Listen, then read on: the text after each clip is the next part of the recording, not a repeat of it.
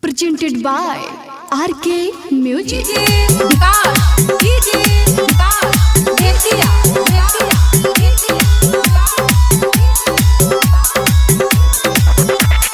कैसन खबर हमके सुनावो तारू हो, जियते जान मुआवो तारू हो। कैसन खबर हमके सुनावो तारू हो, जियते जान मुआवो तारू हो। हमरो तो ये में ना कवनो बातो, झूठो के जानू करेल अफसोस पर भइल सगाई बा।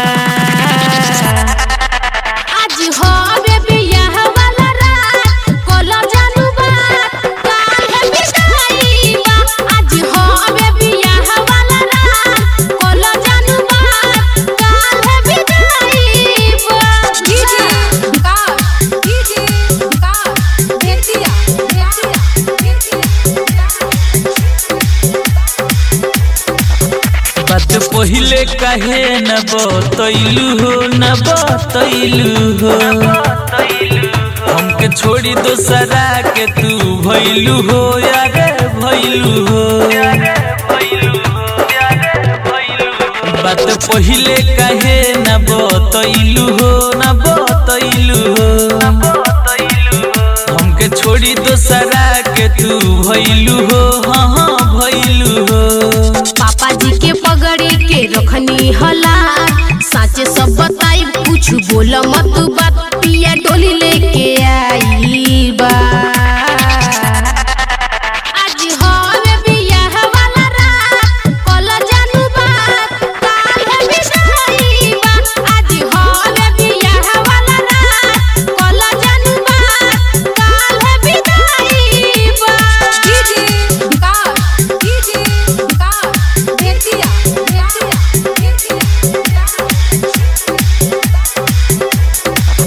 काहे रंजित के साथे ऐसन कैलू हो, हाँ हाँ कैलू हो।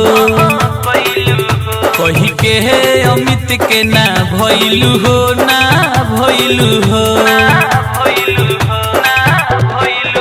काहे रंजित के साथे ऐसन कैलू हो, हाँ हाँ कैलू हो। कही के है अमित के ना भइलू हो, ना भइलू हो। हमारा ला तू ही तो बाड़ हो खास, तोहरे हरदम रहे ओम पराकाश, इहे बात सच्चाई बा। आज होवे बियाह वाला रात, कल जानू बात, काल विदाई बा।